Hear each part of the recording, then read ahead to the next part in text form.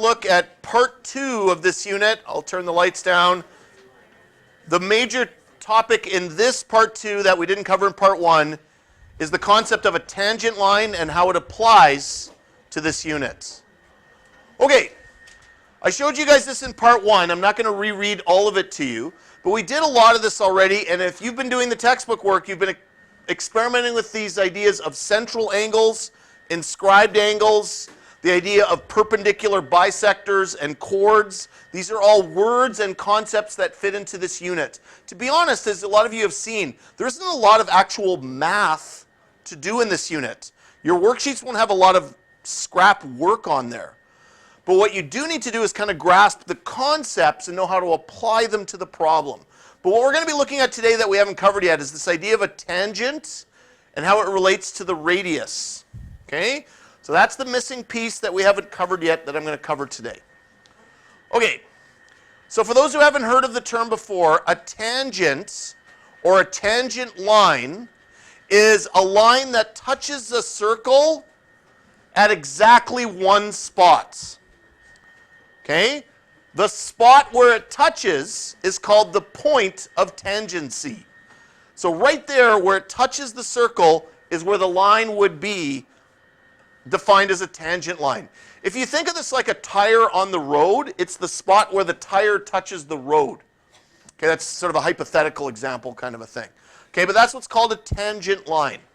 Now, before I go any further, as you look at this diagram, do you see a relationship?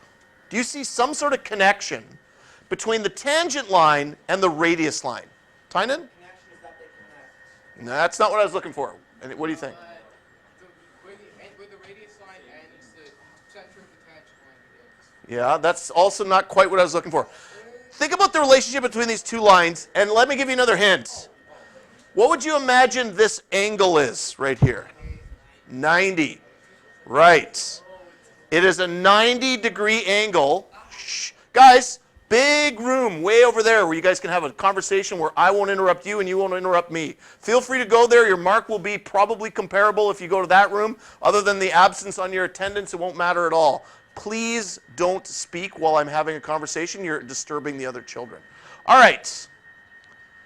So the reality is that is a 90-degree angle. Okay? These are the two properties that you want to use for solving these types of problems. A tangent is perpendicular to the radius at the point of tangency at 90 degrees. So whenever you have a tangent line, it's 90 degrees from a radius line.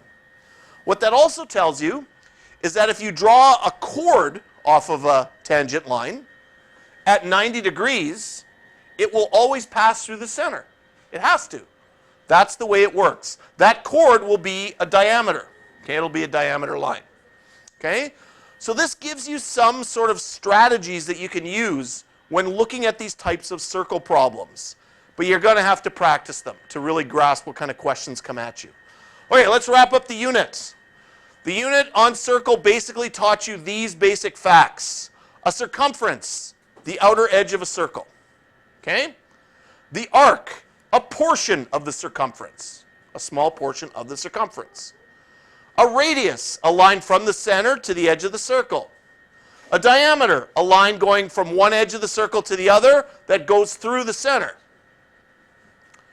A chord is a line that crosses the circle from one side to the other, doesn't necessarily pass through the center. Here's a couple terms that we didn't quite cover, but simple. A sector is an area enclosed by an arc and two radii. You could also call that, and that's coming up in the next slide, a central angle. That forms the central angle, and the area it encloses is the sector. If this was a pie, you'd call it a slice of pie, right? A segment is a portion of a circle enclosed by an arc and a chord. Okay? So this would be what's called a segment. The words sector and segment aren't actually in your math curriculum, so don't worry about them. They aren't anything you're going to need to just kind of have. But I just want you to know what they are. Okay? The tangent, as we just said, is a straight line that touches the circle at exactly one spot. From these basic definitions, there's a couple of properties you need to know about. So for example, that there's a relationship between the circumference and the diameter in the formula C over D equals pi. That's the way you can calculate circumference or calculate diameter. The area of a circle is pi r squared. Okay? These are not new to you. You should have covered these in previous grades. The reality is this unit doesn't really focus on those too much, so you don't have to worry about those formulas too much in the solving of the problems. What you do need to worry about is the idea of the central angle and the inscribed angle. Right? The central angle is formed by two radius lines. The inscribed angle is formed by two chords that meet at one common spot. Okay? From that, we can know that inscribed angles are subtended by the same arc are congruent. We also know that a central angle and an inscribed angle that subtend the same arc or share the same arc, that the inscribed angle is half of the central angle, or you could think of it that the central angle is double the inscribed angle. This is what you've been focusing on in part 1 of this unit, and we'll continue to focus on. Okay?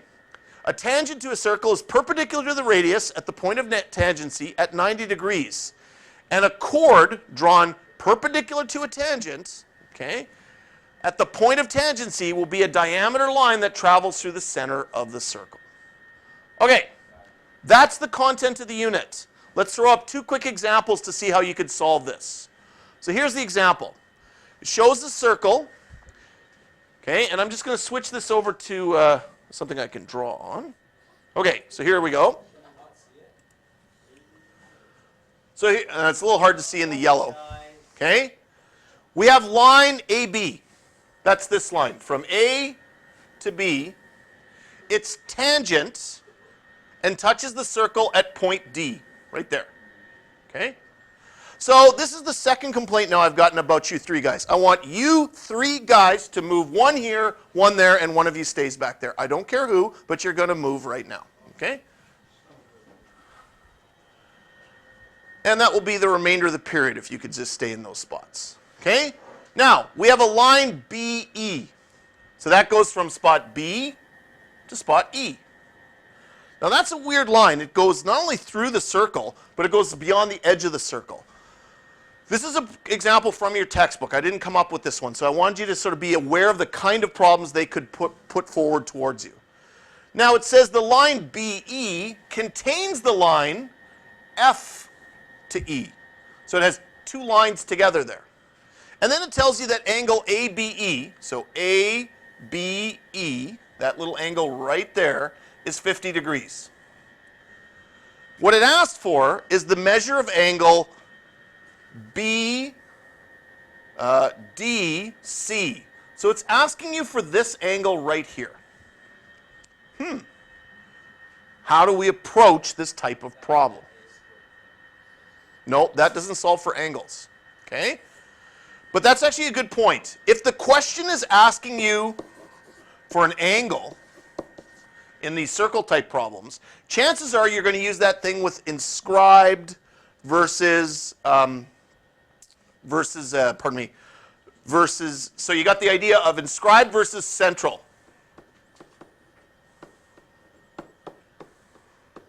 But that doesn't apply here. The other thing you should know about with angles is that if we're dealing with tangents, what did we just say? What did we figure out what tangent lines, how they work with angles? What did it work? Perpendicular, what angle value is that? 90. That there's a 90-degree angle possibly if there's a tangent. Do we have a tangent here? Yes. We have this tangent line right there. Tangent to the circle right there. Do we have a radius line? Yes, we do. Right here. So what do we know? A radius and a tangent, that angle is 90 degrees. We've solved it right there. Just by knowing that fact, we had to do no math whatsoever. We just had to know the fact. Try another one. So here's a circle shown. Okay, I apologize that it's yellow, so I'm just going to go over it in the green there. Okay, there we go. So now it says we have a line AF. That's this line right here. It's a tangent line. Okay, so before we go any further, if we know it's a tangent, we know that's going to touch the circle right there. Do we have a radius line? Sure we do, right there. So what do we know? That's 90 degrees, that's 90 degrees. Maybe that'll be helpful to us. Then it says we have a line DF. So from D to F, that's this line right here. Notice it goes through the center. Okay? Contains a diameter DB. So this is a diameter line. Okay? And then it says angle CEF. Okay? CEF. Wait a minute. So, pardon me, CFE. CFE, this angle right here, is 34. So what it's asking for is the measure of ECF. So it's saying, what's this angle? Okay, if you're asking for an angle, as I said, there are three ways we can look at this. Does the tangent help? In this case, it helped us give us an angle, but not the one we're looking for. Does the whole central thing happen here? Not necessarily, but there's one other thing that this unit assumes. It assumes you know something about triangles, because that's something you would have covered in previous grades. And you know that this is 90. You know that this is 34. And there's something else you know about triangles. What do you know about triangles? Pythagoras is for solving for a side, actually. That's right.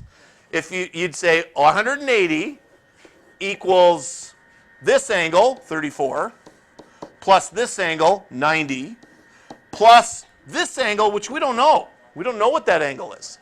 But that's the thing we're looking for. Oh. What's 34 plus 90?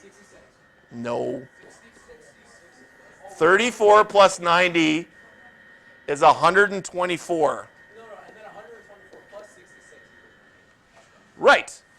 Okay, or you could subtract 124 from both sides, and you'd get the angle equals 66 degrees. Very good. So now you know what that one is. Then the last one it asks for, sorry? 56. Oh, see? 56, basic math issues. EDF, so we're starting at EDF. So now we're looking for this angle right here. Now in this case, we got the 56, so let's clear some space here. We've got this 56 done. So now, what can we do in this case? We've got this one we know is 56. This is the one we're looking for. We don't know what that one is right there. Now that's not a right angle triangle. If you look, that's not a right angle triangle. Does anyone have a possible way we could solve this? Tynan? For one, because that's a diameter and because it's going in the same direction as the one right beside it. Yeah. No, This here? the C, Yeah. wouldn't it be double of 56? Oh, okay. I think you got the right idea. So let's describe what Tynan's saying. You're saying angle ECB, right? This angle right there, that's 56? Yeah. What kind of angle is that?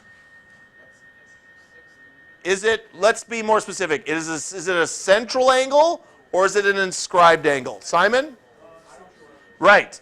This is a central angle. Why is it central? Because it's formed by two radii, right? See that right there. And it forms an arc. Now, what about angle EDB? Is that a central angle or an inscribed angle? Yeah, because it's formed by two chords, these two chords that form from that central point.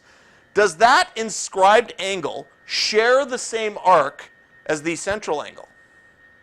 Like, does it form the exact same arc? Yes, it does. So what do we know? The inscribed angle is half of the central angle. 56 divided by 2 is 28. So we've got that one, 28 degrees, and we got the other one, 56 degrees. This is an actual question from your textbook. This is the type of question you'd be expected to answer. I didn't say it was an easy one. It's not an easy one. But that's the type of question you can be expected to answer. This is in the notes, so you can find the answers there as well, okay? Where it goes over all the way here to 28 degrees, okay? So to once again wrap up, what you guys need to know, what it says will be on your exam, is what I was just going over there. The key concepts, the notes for this unit, for this part 2, small, as you can see, just a small couple, okay? You have what the curriculum says you need to know to examine this. Tynan? How large will this portion be on the exam? Like, That's almost impossible for me to say. I would guess that it's a small portion. Okay? Okay, so let's get to work. All right, I'll get the lights in one sec.